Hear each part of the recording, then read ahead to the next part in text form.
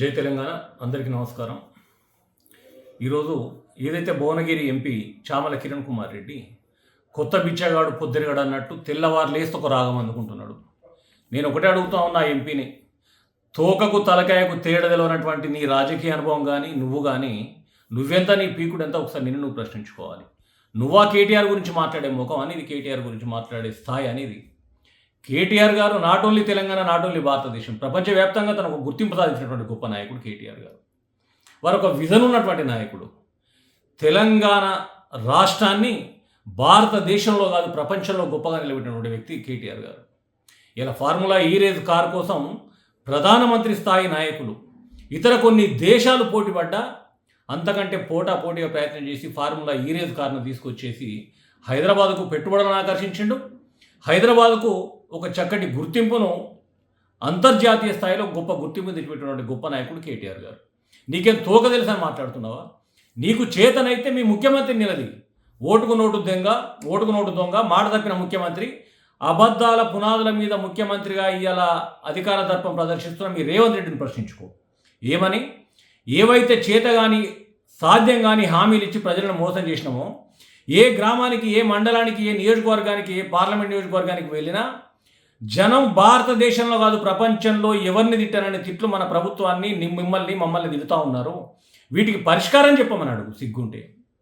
అది వదిలిపెట్టి కేటీఆర్కు పిచ్చి లేచింది, పిచ్చాసుపత్రికి పోవాల్సింది మీ తెలంగాణ రాష్ట్ర ప్రభుత్వం ఏదైతే ఉన్నదో కాంగ్రెస్ పార్టీ, మీ మొత్తం పిచ్చాసుపత్రికి పోవాలి. తోకకు తలకాయకు తేడాలైనటువంటి మీరు ఇప్పటికీ మీ ప్రభుత్వం వచ్చిన తర్వాత డిసెంబర్ 9 డెడ్ లైన్ పోయి ఇప్పటికి ఒక 10 డెడ్ లైన్లు పెట్టుకున్నారు, 10 తేదీలను మార్చుకున్నారు, 10 అబద్ధాలు ఆడినారు.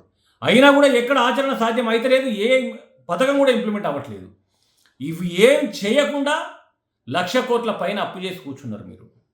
10 ఏళ్ల కేసీఆర్ గారి అప్పు 7 లక్షల కోట్లు అన్నారు. కానీ 7 లక్షల కోట్లు కాదు, 70 లక్షల అభివృద్ధి చేసి చూపెట్టిండు ఆయన. 70 లక్షల కోట్ల పైన ఇలా ప్రాపర్టీ సంపాదించి పెట్టిండు. తోక లేదు, తలకాయ లేదు, ఆడ ఏకాన లేదు, బారాణ లేదు, ఉన్నది ముంచి లాస్ట్కి వస్తే 1,00,000 పైన అప్పు చేసి మీ పబ్బం గడుపుకుంటూ మీ సిగ్గులేని తనంతో ఇలా ప్రజలను తిరుగుతూ ఉన్నారు. ఏ ఒక్కటి ఇంప్లిమెంట్ అయింది? చామల కిరణ్ కుమార్ రెడ్డి నీకు కనబడతలేదా? ఒకవైపు రైతు బంధు ఎడబోయింది, రైతు రుణమాఫీ ఎక్కడ పోయింది, రైతు బీమా పథకం ఏమైంది, కేసీఆర్ కిట్టు సంగతి ఏంది, కళ్యాణ లక్ష్మి తులం బంగారం ఏంది? ఇవేవి నీ కళ్ళకు కనబడతలేవు. కానీ మీకు దమ్ముంటే కిరణ్ కుమార్ రెడ్డి నువ్వు మీ ముఖ్యమంత్రితో మాట్లాడు. ఏదైతే అత్యంత ప్రాధాన్యత కలిగినటువంటి శాసనసభలో ఈ ఫార్ములా ఈ రేజ్ కారుకు సంబంధించి మీ ముఖ్యమంత్రి చర్చ పెట్టమను. అంతకంటే గొప్ప వేదిక ఎక్కడ లేదు, ఉండదు కూడా. అక్కడ చర్చ పెట్టి నిజంగా కేటీఆర్ గారు తప్పు చేసింది అక్కడ నిరూపించమని చెప్పు. అంతకంటే ప్రజలకు తెలిపే గొప్ప కార్యక్రమం అయితే ఉండదు కదా. దొడ్డదారులలో కేసులు పెట్టి బతుకుతామనే సిగ్గులేని మీరు సిగ్గు తీర్చుకొని తల వంచుకోవాలి. కానీ కేటీఆర్ గారు కాదు, చామల కిరణ్ కుమార్ రెడ్డి నోరు అదుపులో పెట్టుకొని నీ నోటుకు వచ్చినట్టు మాట్లాడితే బిడ్డ కొత్త బిచ్చగాడు పొద్దురుగాడు అని చెప్పేసి నువ్వు ఏదైతే చూపెట్టుకుంటున్నావో దానికి తగ్గ బుద్ధి కూడా మేము చెప్తామని చెప్పి హెచ్చరిస్తాము.